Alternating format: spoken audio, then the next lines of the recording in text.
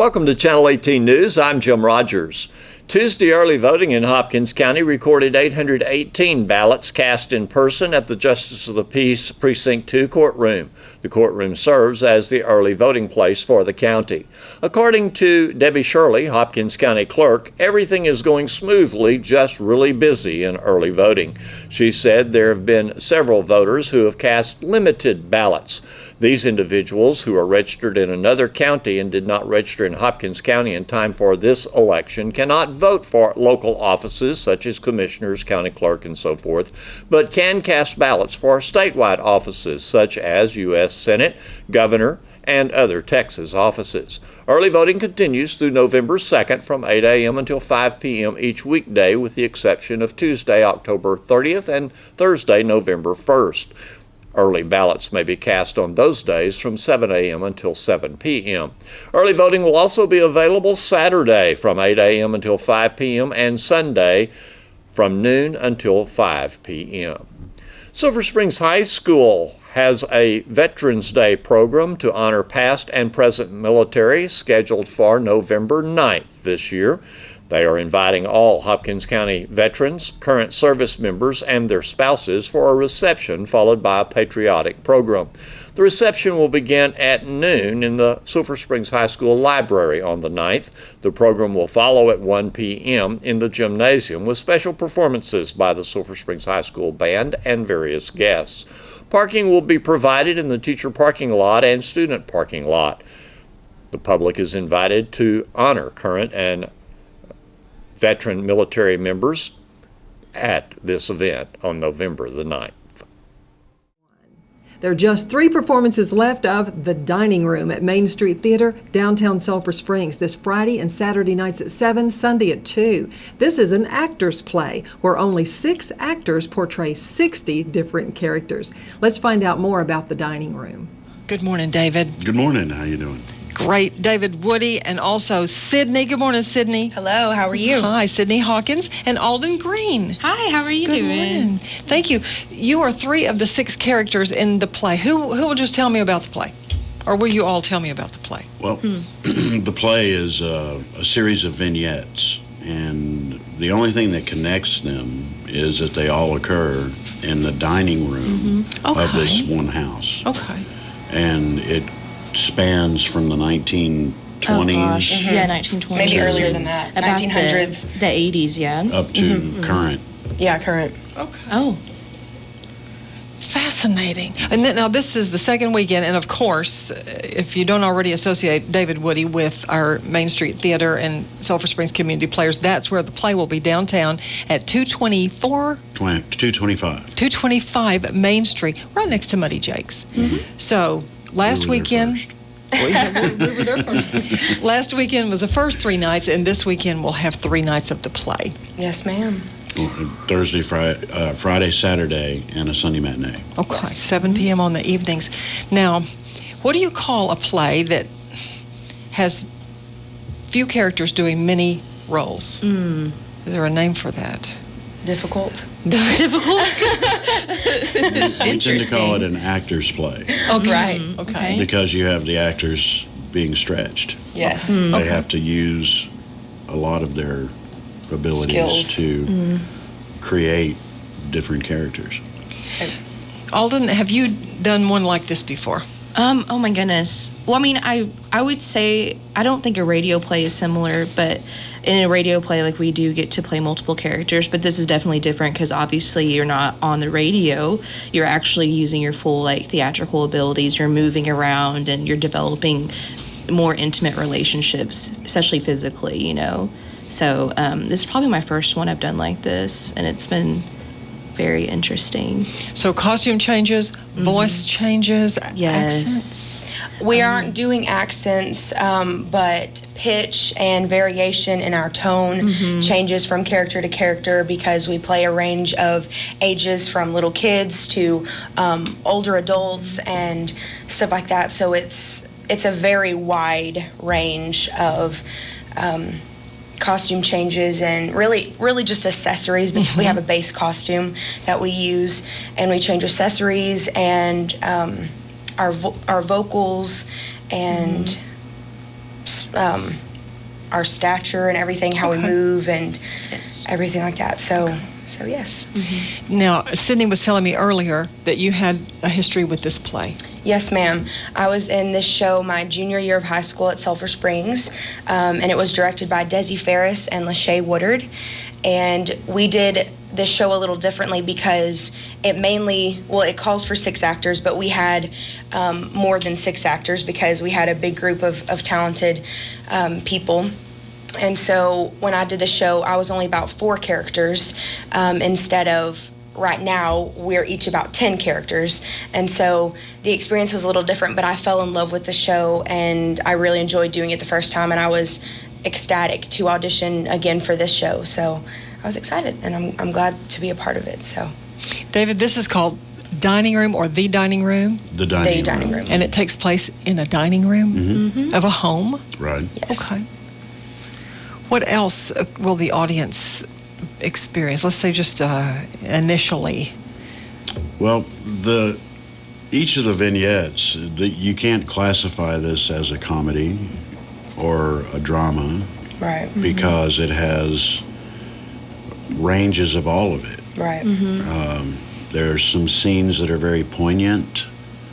There are scenes, there's a very melodramatic scene that's hilarious. Yes. It's very funny, and it will catch the audience off guard. And once it starts, they'll know what melodrama is melodrama. But it's very funny. Other than And, that, it's like scenes from life, isn't it? yeah, basically it's bits and pieces of life. It's Right. beautiful. And Yes. there are every scene will give the viewer something to think about. Right. It's very thought-provoking. It is.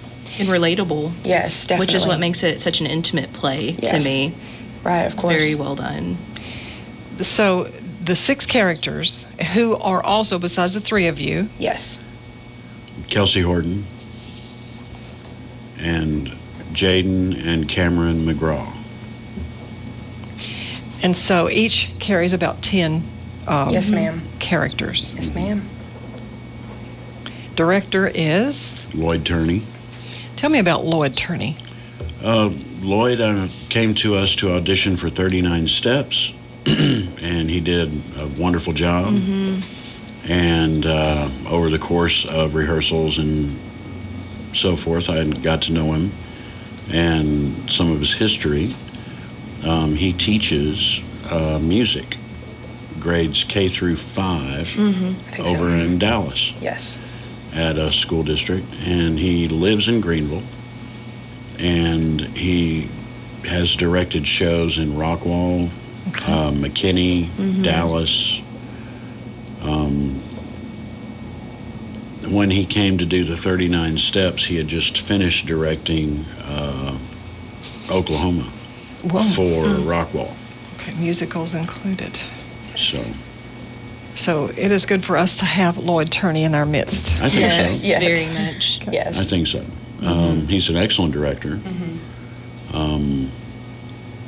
And hopefully he will still be doing projects with us. Okay. Well, we've discussed 4 of the 6. Kelsey Horton, who's that? She is, she's still in high school. She's a senior. I forgot which school district she goes to. Okay. She doesn't go to Sulphur Springs. It's one of the smaller school districts, maybe. It may be North Hopkins, maybe, or Sulphur Bluff. Or Como? No. One of those. One of them. Yes. Yes. And I think she's been in a few things. She's been in the Children's Theater Workshop Yes. for, I guess, 3 years, Okay. and aged out of the program, Right. basically. She was in Lion King Jr., was the last children's. And she was, for Disney's qualifications, Okay. she didn't have a speaking role. Okay. She was one of the giraffes. Okay. And Jaden and Cameron McGraw? They are brothers, and they work at Arturo's Pizza downtown, and they are related to all the McGraws here. Okay. Which is a clan. Yes. Yes. McGraw clan.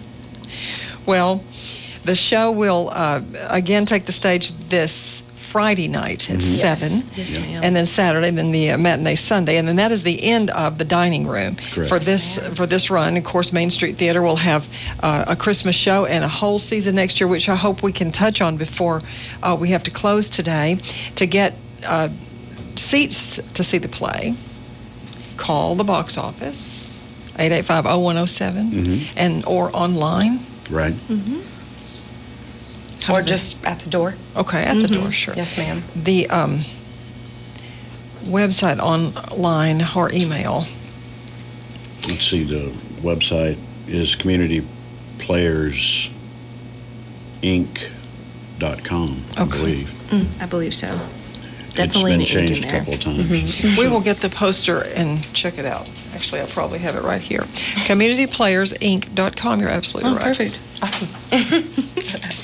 So, choosing the dining room as part of this year's season was an easy choice. Did someone suggest it, or was it a reach for our group? Well, we've done the dining room before, but it was probably almost 20 years ago. Okay. And so we brought it out. I didn't know that either.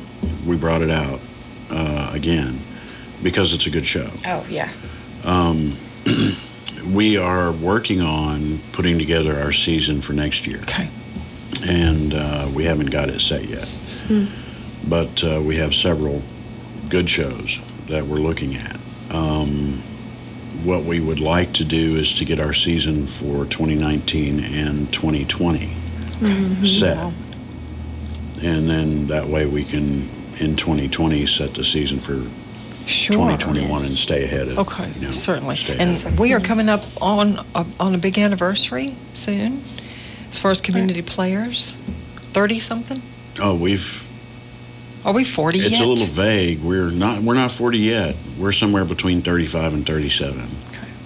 30-something. So we're 30. We're in our late 30s. Alden, how long have you been part of this group? Oh my goodness. Well, I started probably in elementary. I did a musical there, and it was one of the first musicals I ever was able to perform on stage. And I went away for a while. Life kind of catches up with you. And I came back in high school, and I did Cheaper by the Dozen with David. And ever since then, I've been trying to stick around. I really tried to put myself into theatrical productions as much as I can. It's so good for you. I love seeing you on stage. Thank you. And Sydney, were you in children's workshop? Yes, ma'am, I was. I did my first production at Main Street when I was 8 years old, and I think it was a mix of the fairy tales. I was Sleeping Beauty. I don't remember exactly what the show was called, but I did things at Main Street for probably up until 2011, and then I went to Shining Star Productions with Amanda Thompson Brandenburg, and I was with her through middle school and most of high school, and my last production was in 2016 with them when I was the Red Queen in Alice in Wonderland. And so I did one act play through middle school and through high school. I did all the musicals, and so I've been acting for over 10 years. So it's been amazing just getting to be involved in so many different theater companies and things like that. So. And you're doing other things besides acting right now? Yes, ma'am. I'm working on my Associates of Music right now at Paris Junior College. So and singing it's going a lot. well. Yes, ma'am. Thank you. And she just finished a video. I did, yes. CJ Davison's music video for her book will be released soon. So I was an actress in that. So I'm it's so very exciting. happy that you were Yes, ma'am. selected for that. Yes, ma'am. Well, I know you all have other things you're doing in your life besides the dining room, but we're so glad we'll see you there this Friday, Saturday, and Sunday. Wonderful. Yes, Next ma'am. at Main Street Theater is, Wrong Chimney, and that'll be in late November. That is a comedy, and it's very funny. You have some couples that are having a dinner for the holidays, and a burglar comes down the chimney at the wrong house. Woo. Sounds like a great movie, too. Right. We will see you soon on stage, and thank you so much for coming in this morning. Thank you Thank for you having so us. Here's Don Julian with sports. After losing their first district game of the season last Friday, the Wildcats football team hopes to bounce back into the win column at Greenville this Friday night. Wildcats football coach Greg Owens talked about the Lions and the Wildcats at his weekly media gathering Wednesday morning. I ran this by the coordinators. The old cliche, the way you practice, the way you play. Do you buy into that? Yeah, I mean, you got to know what you're doing. I mean, if they're silly and they don't understand the game plan, you can't execute it. But when it gets to it on game day, the more you're locked in the week, yes, the better you are able to perform, I believe. But on game day, they got to be locked in on game day too. They can't be silly. So it still gets to that point. So it goes back to previous preparation, but it also goes back then game day. Am I ready to play or am I not ready to play mentally? Just the psyche of them wanting to get it. We talk about coming out flat, doing those kind of things. And so, we don't want to be flat. We cannot afford to be flat coming out against Greenville, that's for sure. And some people are kind of concerned, well, maybe it's a letdown. You played a hard-fought game against Corsicana, and I talked to the kids about our records of we're 4-1 in the district, and we're 1-4. I mean, now you're sitting here looking, okay, what's going to happen here? Well, you can't worry about all that. They're fighting for a playoff spot. We're still fighting for a playoff spot. It's been a pretty good little grudge match with us in Greenville the last couple of years because it also is dependent on playoffs and people getting in. So, I mean, it's going to be a hard-fought match, and it's going to be a tough one. A great athlete in Maps, get the ball in his hands, and then they've got some big old running backs. Quarterback's kind of dinged up. We're not quite sure how much. Yeah, quarterback looked like he's tweaked his knee earlier in the year. He's not as mobile as he's been, but the Jarvis kid, but he's very accurate when he's throwing. I don't know if he can push off that well on his foot or put pressure on it. So he's not been running around a little bit like he did last year, keeping plays open. So, but they're still getting the ball to their athletes. And number 5 in the backfield, the Hurd kid, the Walker Hurd, really a slasher kind of guy. Then they got a bigger running back, 33, that comes in. He's more their pounder. It's in and out on him. His name is Turner. Lester Turner. Yeah, Lester Turner. I've heard of him. Yeah. And then the Maps kid is in the play, but they've got a number 3, a sophomore, Denson. And Denson's another one. They're getting the ball in his hands quite a bit. So always have shifty kids, quick kids, fast, those kind of things. We have to tackle extremely well and not let them cut them loose. So I watched them play live. I think we've talked about before against Kaufman, and very impressed with them. They hit Kaufman in the mouth. They got after it. It's going to be physical up front. They're always physical up front with their O-line, their D-line guys. And so we just have to do a good job of doing our job, taking care of our business, tackling well, getting off the ball, being physical up front, which our defensive line have been doing the last 3 ball games. Really good up front, the way they've been battled. They've been outmanned in a lot of situations, but, man, they've been fighting. So we got to tackle better. I do know that. But that's always the case. Don's going to ask me what's the key. That's going to be the key. Get them on the ground. Mm-hmm. Don't let them cut them loose. Again, a lot of their stuff is getting the ball in their athletes' hands as quick as they possibly can. And so we've got to do a great job of that. And, again, not seeing anybody really execute a passing game on them. So that's kind of an unknown. That's kind of we talk about that every week a little bit. We don't know. We feel like we can throw the ball on people a little bit, but we don't know what they've got back there because we really hadn't seen them have to defend the pass on a consistent basis. You mentioned physical, Greenville offensive line. What else do they show you? Not as big. They got an athletic defensive end, number 80. His name is Abrego, and he is 6'2", junior, long. I mean, he comes off the edge. I mean, he's a guy we definitely know where he's at all times, and they're just tough. I mean, they're not size-wise, they're not overwhelming offensively. They're not overwhelming defensively. They just do a great job technique-wise of getting off blocks and just being aggressive. So I would say aggressiveness probably is the number one thing for both their fronts. And them getting after it. Because, again, that's our league. Our league is just, blue collar kind of come hit you in the mouth, and here you go. And each and every week, you know what you're walking into. So it's kind of like the old NFL game, if you will, a little bit. Just the physicality you're going to have to play with up front.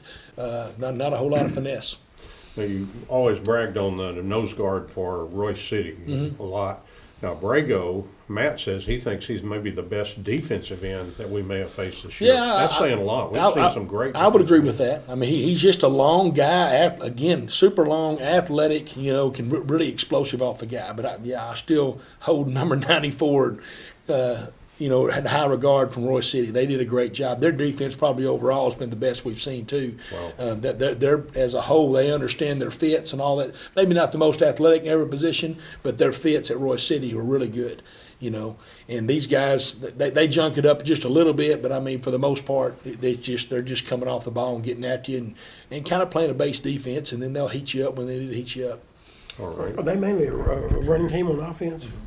You said they can throw it a little bit with Jarvis. He can throw it. I mean, Jarvis throws it and does a good job with the medium stick game, all that kind of stuff. He is not moving around. There's not a lot of boots and stuff going on with him. So it's a lot different than last week's quarterback, where every play you got to count for him and him being able to run. Jarvis has not done that. I don't know if it's because of his knee or just the design of what they want to do with their offense. I'm not really sure. But when he's out, they really have no passing game when he's not in there. And so he's one I think they're trying to keep upright, so they do have a little, two-way go with it, because after that it's all run. Is it still out of a spread or a pistol or whatever? Yeah. They're mainly a spread group. Again, they got these slot guys, the Maps kid, and then the sophomore kiddo, Denson, that are really running a bunch of fly sweep stuff, jet sweep. They're just trying to get on the edge on you. With the quarterback immobile a little bit, do they throw quickly, get rid of the ball quickly out of his hand? There's a lot of that. Again, getting to those guys out there, for what we call fast screens, just getting the ball out there real quick, getting to those guys. And but they have some mid-range passing stuff. So the stick routes, the curls, some of the shallows, the dig routes coming inside, those things, they've been trying to hit a lot of those. He is not as accurate as he was last year. Again, I think it's because of the mobility of the knee. I think of him being able to stick and plant and drive. So to say all that, we got to move him off his spots too. We got to make him move a little bit and not get comfortable in the pocket, because he heated us up a few times last year and was a really good player. He's like a 3-year starter, maybe. Yeah, he's super smart. Dad used to be a former coach. I mean, the kid's been around his whole life. Great kid. Great baseball player. I mean, he's done a great job. Just a great, well-rounded athlete, and he understands the game. So we got to make him uncomfortable in the pocket. So Coach G will work on doing that. Right. On defense, you said they don't junk it up that much, but they base out of him particularly. I mean, they're an even front. Even front. We're going to see that for the second week in a row now. So that's a little easier on our guys, not having to make a bunch of adjustments up front and doing all that. So we're going to. I'm not saying we're going to fully simplify, but we're going to be pretty simple and just kind of get after them and go right to them. Do they vary? Do they drop people back, move people in? Do they give you that varied look? Not really. No, it's pretty much basic. They're base. They're going to have the hand in the dirt, and here they go. And 80's going to try to beat you off the edge. Expect a real, typical Greenville Sulphur Springs game. I was talking to Coach Duke, and he, said it's turned into a pretty good rivalry, but he realizes that they need to win a few more games to really, where game is really on. And of course, that's from his point of view. But yeah, but they they do give us everything they've got. Oh yeah, I mean, again, it's been for playoff seed. I mean, it's been for getting into playoffs the last 2 years. I mean, it's been a big deal. And again, it's the same way. We win, we're in. They got to win to keep their hopes alive to keep going, because it may be the end of their season if they don't. So, again, you got 9 teams, so anything can happen in this whole deal. But we really feel like we get to that 5th win, we're in. We feel like the only one I can see right now really got it secured is Corsicana. Corsicana last week secured their playoff spot, and they're in. And, they could lose out from now and still be in. So this stuff now is about getting in and the seeding of getting in. It looks like the team that may have the best chance of rising out of that pack at the bottom may be North Forney. Is that the way it looks? Yeah, possibly. I'm not sure Forney's out of it yet either. I mean, Forney's playing well. Yeah, I think they're still sitting here in the middle of this thing, and I think North Forney's got a good shot. They're playing better. They seem to be getting better as we get deeper into this whole deal. So, but then you get down to these tiebreakers and those kind of things. So, it still is going to come back to that, which Forney beat North Forney. So you get into those kind of scenarios, and then we're sitting here, we beat Forney, which has a realistic shot, and then it may come down to us in the North Forney game again. Right. So it just depends on how it all falls out, and we still got a lot of football to play. The Lady Cats volleyball team misses out on the playoffs after a 3-0 loss at Texas High Tuesday night. The Lady Cats tied Greenville for 4th in the district, but the Lady Lions had the tiebreaker advantage. I talked with Lady Cats volleyball coach Justin Manus. It was definitely a tough one, you know. We came out early, and I thought we battled really well last night. I don't think there was a time where we let down as far as effort went. Losing Autumn Tanton early in the third set really played a big role in kind of how we continued to play. I mean, she's been a big factor for us, you know, the entire season. You know, it's not the way we wanted it to end, but, you know, like I told the girls last night, there's a lot of positives to be taken from the season. There's a lot of things that we've done that haven't been done before, and that tends to be what this program's doing every year. So, you know, hate to lose to Texas High at Texas High, but, you know, they got the 3-set win last night, and that's just the way it goes. In that third set, after Autumn went out, I saw a great deal of determination, especially out of two young ladies. I thought Maddie Vickery had some fire, and Kate Womack that you put in there, she played with fire. I know they all played hard, but those two, you know, seemed to encourage and really were doing their best. Well, you know, that's what has to happen when, you know, a key player goes out, is someone has to step up, and Maddie Vickery's been a key player all season, and she really showed what she was all about by stepping up and putting some balls away. And, you know, when you get your opportunity to step on the floor, it's time to go. You know, I believe that, you know, they could have pulled it out, and, you know, that they left everything they had on the floor. We saw Texas High celebrate 5 seniors last night. We actually celebrated 7, so you'll have 5 coming back for next year's team, and so and some obviously a district champion freshman team, and then a pretty good team that Coach Carrillo had, JV. Yes, you know, there's just a lot to choose from, you know, for next year. Volleyball's getting popular around here, and the ladies are taking their volleyball elsewhere and playing club and getting more training and things like that. So I can see us in the future being a really tough program to contend with. And like I said, you know, we're losing a lot, but as we lose some, we're gaining some from the lower levels. So it's a good thing. And, of course, you'll have both Washburns coming back. You'll have Erica Van Bentham. Hopefully, you know, she can get all those health issues straightened up. And then a couple more that are escaping me right now. But Kate Womack's one, and then there's another that I can't think of. But anyway, some good ones coming back. Yeah, we had with those, and Aubrey Oliver, et cetera, will be coming back. But we also have, you can never tell how kids grow and, you know, just how much better they get over an off season. We might have some younger ones that can shock some people next year. So it's an exciting thing. You know, I think volleyball's grown here, and it's a deal where you have to be a pretty good player to be in the program, and I think the ladies understand that, and they continue to work hard, and we'll continue to work hard over the off season. Kind of a strange season with 28 wins, which, you know, we've had that when you first got here. We had 28 wins before you won 30.